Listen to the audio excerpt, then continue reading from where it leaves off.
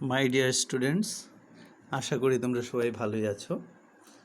আজকে আমাদের ক্লাস 10-এর বাংলা ক্লাসে আমরা যে পাঠটা নিয়ে আলোচনা করব, যে পাঠটা পড়ব, সেটি হলো অন্নপূর্ণা ও ঈশ্বরী পাটনি। অন্নপূর্ণা ও ঈশ্বরী পাটনি একটি বিখ্যাত কবিতা অংশ। সেটির রচয়িতা মানে কবি হলেন ভারতচন্দ্র রায়গুণাকর। আর এই কবিতাটি অন্নদামঙ্গল নামে ভারতচন্দ্র রায়গুণাকরের একটি বিখ্যাত কাব্য, সেই কাব্যের একটি অংশ আমাদের এই অন্নপূর্ণা ও ঈশ্বরী পাটনি। তো সেই সঙ্গে কবিতা শুরু করার আগে কবি ভারতচন্দ্র রায়গুণাকর সম্পর্কে দু চারটি কথা আমাদের জানা দরকার। কবি ভারতচন্দ্র রায়গুণাকর 1712 খ্রিস্টাব্দে বর্ধমান জেলায় জন্মগ্রহণ করেছিলেন। তার পিতা কিন্তু ছিলেন একজন স্বনামধন্য জমিদার, যার নাম ছিল নরেন্দ্র নারায়ণ রায়। ভারতচন্দ্র রায়গুণাকরকে যুগ সন্ধিক্ষণের কবি বলা হয়।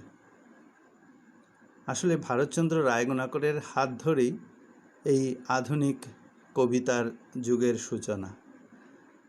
তাই ভারতচন্দ্র রায়গুণাকরকে যুগ সন্ধিক্ষণের কবি বলে আমরা সম্মান জানাই। তো আজকে যে পাঠটা পড়ছি সেটি ভারতচন্দ্র রায়গুণাকরের অন্নদামঙ্গল কাব্যের অন্তর্গত একটি কবিতা, সেটা হচ্ছে অন্নপূর্ণা ও ঈশ্বরী পাটনি। আমি কবিতাটা পাঠ করে শোনাচ্ছি। প্রতিটি পংক্তি খুব ভালো করে পড়বে, বারবার পড়বে, তাহলে যে কোনো জায়গা থেকে ছোট ছোট বা বড় প্রশ্ন আসলেও তোমরা সেটাকে ভালোভাবে উত্তর দিতে পারবে।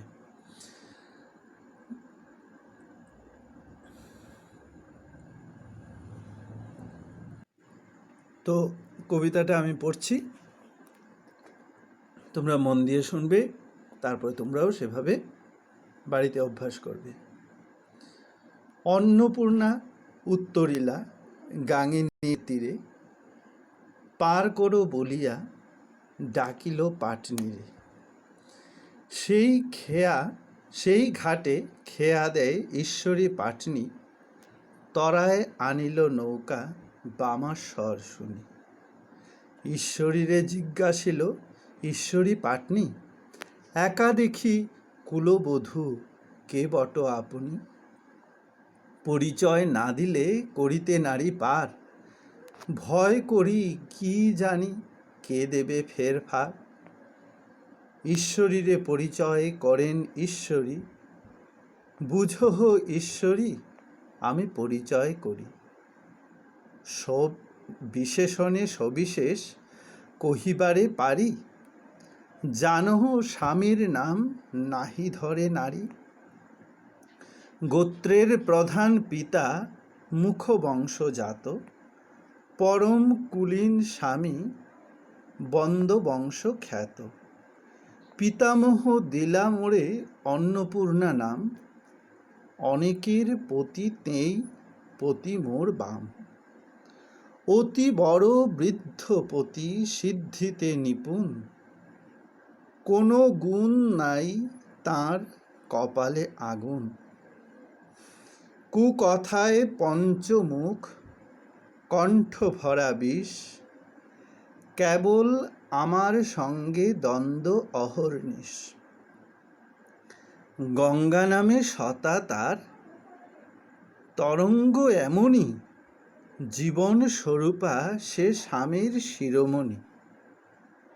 ভূত নাচাইয়া পতি ফেরে ঘরে ঘরে, নামরে পাষাণ বাপ দিলা হেন বরে। অভিমানে সমুদ্রেতে ঝাঁপ দিলা ভাই, যে মোরে আপনা ভাবে তার ঘরে যায়। পাটনি বলিছে, আমি বুঝিনু সকল, যেখানে কুলীন জাতি সেখানে কুন্দল। শীঘ্র আসি নায়ে চড়ো, দিবা কিবা বলো। দেবীগণ, দিব, আগে পারে লয়ে চলো। যার নামে পার করে ভব পারাবার, ভালো ভাগ্য পাটনি তাহারে করে পার। বসিলা নায়ের বাড়ে নামাইয়া পদ, কি বা শোভা নদীতে ফুটিল কোকনদ। পাটনি বলিছে, মাগো বৈশ ভালো হয়ে, পায়ে ধরি কি জানি কুম্ভীরে যাবে লয়ে। ভবানী বলেন, তোর নায়ে ভরা জল, আলতা ধুইবে পদ, কোথা ধুইব বল। পাটনি বলিছে, মাগো শোনো নিবেদন, সেউতি উপরে রাখো ও রাঙা চরণ। পাটনির বাক্যে মাতা হাসিয়া অন্তরে, রাখিলা দুখানি পদ সেউতি উপরে। বিধি বিষ্ণু ইন্দ্র চন্দ্র যে পদ ধেয়ায়, হৃদে ধরি ভূতনাথ ভূতলে লুটায়। সে পদ রাখিলা দেবী সেউতি উপরে, তার ইচ্ছা নাহি ইথে কি তপ সঞ্চারে। সেউতিতে পদ দেবী রাখিতে রাখিতে, সেউতি হইল সোনা দেখিতে দেখিতে। সোনার সেউতি দেখি পাটনির ভয়, এ তো মেয়ে নয়, দেবতা নিশ্চয়। তটে উত্তরিলা তরি, তারা উত্তরিলা, পূর্বমুখে সুখে গজগমনে চলিলা। সেউতি লইয়া কক্ষে চলিলা পাটনি, পিছে দেখি তারে দেবী ফিরিলা আপনি। সভয়ে পাটনি কহে, চক্ষে বহে জল, দিয়াছ যে পরিচয় সে বুঝিনু ছল। হেরো দেখো, সেউতিতে থুয়েছিলে পদ, কাঠের সেউতি মোর হইল অষ্টাপদ। ইহাতে বুঝিনু তুমি দেবতা নিশ্চয়, দয়ায় দিয়াছ দেখা দেহ পরিচয়। তপ জপ জানি নাহি, ধ্যান জ্ঞান আর, তবে যে দিয়াছ দেখা দয়া সে তোমার। যে দয়া করিলাম ওরে, এ ভাগ্য উদয়, সেই দয়া হইতে মোরে দেহ পরিচয়। ছাড়াইতে নারী দেবী কহিলা হাসিয়া, কহিয়াছি সত্য কথা বুঝো ভাবিয়া। আমি দেবী অন্নপূর্ণা প্রকাশ কাশীতে, চৈত্র মাসে মোর পূজা শুক্লা অষ্টমীতে। এতদিন ছিনু হরিহরের নিবাসে, ছাড়িলাম তার বাড়ি কোন্দলের ত্রাসে। ভবানন্দ মজুমদার নিবাসে রহিব, বর মাগো মনমত যাহা চাবে দিব। প্রণমিয়া পাটনি কহিছে জোড় হাতে, আমার সন্তান যেন থাকে দুধে ভাতে। ছাত্রছাত্রীরা, কবিতাটা তোমাদের নিশ্চয়ই ভালো লেগেছে। খুব সুন্দর একটা কবিতা। কবির নাম ভারতচন্দ্র রায়গুণাকর। ভারতচন্দ্র রায়গুণাকরের অন্নদামঙ্গল কাব্যের একটি কবিতা হচ্ছে অন্নপূর্ণা ও ঈশ্বরী পাটনি। এই কবিতাটিতে যে বিষয়টা প্রকাশ পেয়েছে সেটি হলো, দেবী অন্নপূর্ণা এক সুন্দর রমণীর বেশ ধরে একজন গৃহবধূর বেশে গাঙ্গিনীর তীরে অবতীর্ণ হয়েছেন। নদী পার হওয়ার জন্য। তিনি নদী পার করে দেবার জন্য সেই নদীর একজন মাঝি, তার নাম হচ্ছে ঈশ্বরী পাটনি, তাকে ডেকে তিনি বলছেন যে আমাকে এই নদী পার করে দাও। নারী কণ্ঠ অর্থাৎ বামাস্বর, এই যে এখানে লেখা আছে তরায় আনিলা নৌকা বামাস্বর শুনি। বামাস্বর কথাটির অর্থ কি? বামাস্বর বলতে বোঝায় নারী কণ্ঠ, মানে মহিলাদের আওয়াজ। দূর থেকে পাটনি নদী পাড়ে একজন মহিলার সুর শুনে সে খুব তাড়াতাড়ি সেখানে ছুটে এলো। কারণ পাটনি ভাবল নিশ্চয়ই সেই মহিলা কোনো একটা সমস্যায় পড়েছে, বিপদে পড়েছে, তাই তাকে সাহায্য করার জন্য সে ছুটে এলো। কিন্তু এসে দেখল সেই কুলবধূ একাকিনী, মানে তার সঙ্গে আর কেউ নেই। মাঝি পাটনি অর্থাৎ ঈশ্বরী, সে কিন্তু গরিব হলেও অত্যন্ত সৎ চরিত্রের। সমাজ ব্যবস্থাটা এরকম যে একজন একাকিনী রমণীকে নৌকায় করে পার করে দিলে আমাদের সমাজের নানান অসাধু লোকেরা নানা রকম মন্তব্য করতে পারে। তো সেটা ভেবে পাটনি সেই দেবী অর্থাৎ কুলবধূকে বললেন যে আপনার পরিচয় দিন, আপনার পরিচয় না দিলে তো আমি আপনাকে পার করতে পারি না। অপরিচিতা কোনো রমণীকে তো আমি নৌকায় একা একা পার করতে পারি না। তখন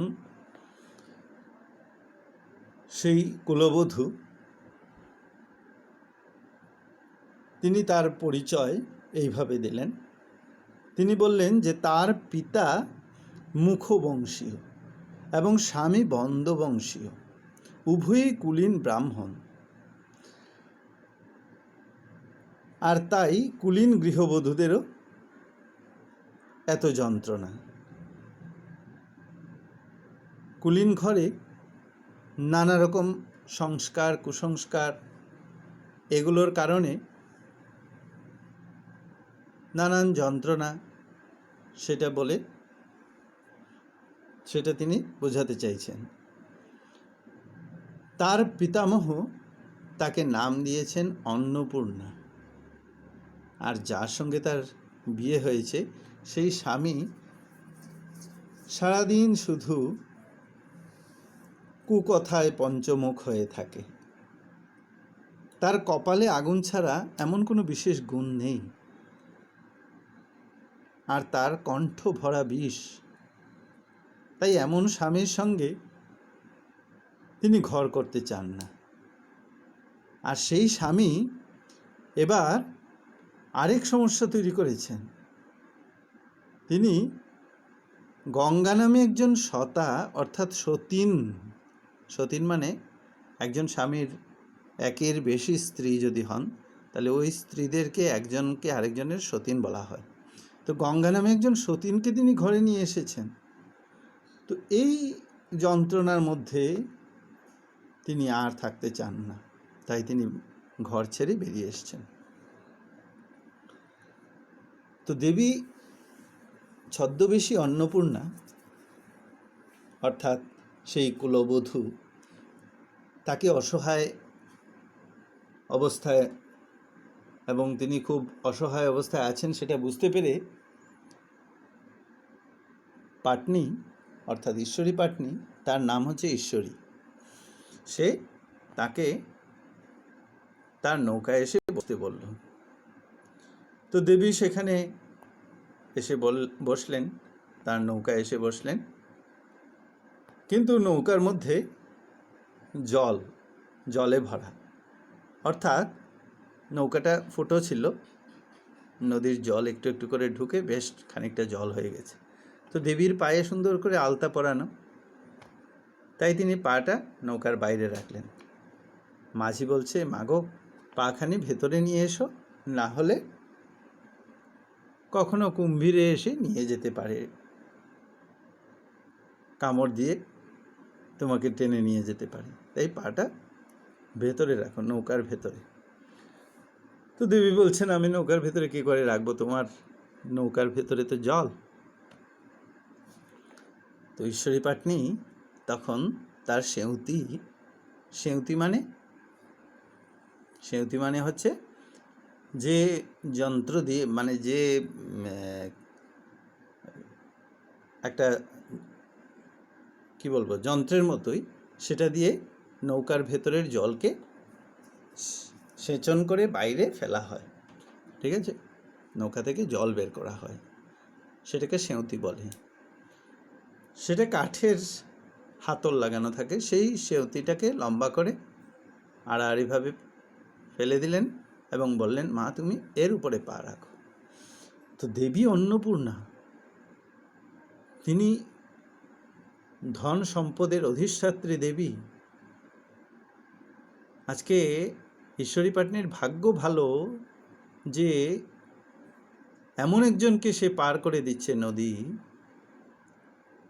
যার নাম নিয়ে এই সংসারের সকলে ভবনদী পার হয়, দুর্গা দুর্গা বলে ভবনদী পার হয়। সেই দেবীকে আজকে ঈশ্বরী পাটনি নদী পার করে দিচ্ছে। তো সেই দেবীর পদস্পর্শে কাঠের সেঁউতি সোনায় পরিণত হয়ে গেল। ঈশ্বরী পাটনি কিন্তু প্রথম সেটা লক্ষ্য করেনি, কিন্তু নদীর ওপারে গিয়ে দেবী যখন নেমে চলে যাচ্ছেন, তখন তো তার চোখে পড়ল, আরে কাঠের সেঁউতি সেটা সোনায় পরিণত হয়ে গেছে। তাহলে তো তিনি সাধারণ মহিলা নন, তিনি নিশ্চয়ই দেবী, ঈশ্বরী। সে ছুটে গেল, গিয়ে মায়ের পদতলে লুটিয়ে পড়ল, মা তুমি আমাকে সত্যিকারের পরিচয় দাও, তুমি কে? তখন দেবী হেসে বললেন যে আমি তো তোকে বলেছি, আমি দেবী অন্নপূর্ণা, আমি যা পরিচয় ঠিকঠাকই দিয়েছি। তো সে তখন বুঝতে পারল, মাকে বলল, দেবী বললেন যে তোমার কোনো বর চাই, তুমি আমার কাছে বর চাও, আমি তোমাকে আশীর্বাদ করব। বর মানে আশীর্বাদ। তো ঈশ্বরী পাটনি তখন মায়ের কাছে বর চাইল। কি বর চাইল?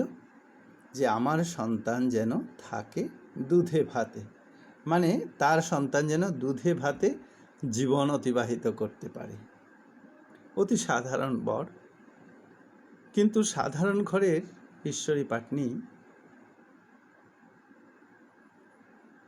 তার সন্তানের দীর্ঘায়ু এবং অন্তত ভাতে বেঁচে থাকার মতো একটা বর সে মায়ের কাছে চাইল, যেন সে সুখে দুমুঠো দুধ ভাত খেয়ে বহু বছর বাঁচতে পারে। তো এই হচ্ছে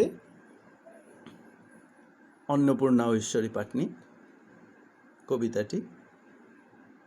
আশা করি এর মূল বিষয়টা তোমরা বুঝতে পেরেছ।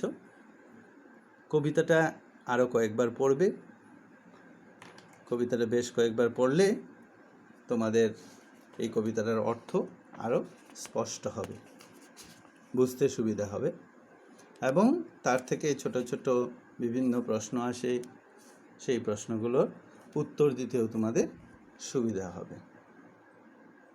ঠিক আছে? তো আশা করি তোমরা এটা করবে, আর পরবর্তী ক্লাসে আমি এটা সম্পর্কে নানান নতুন নতুন শব্দ যেগুলো পেয়েছো সেগুলো নিয়ে আলোচনা করব, ছোট ছোট প্রশ্ন নিয়ে কথা বলবো। তোমরা সবাই ভালো থেকো।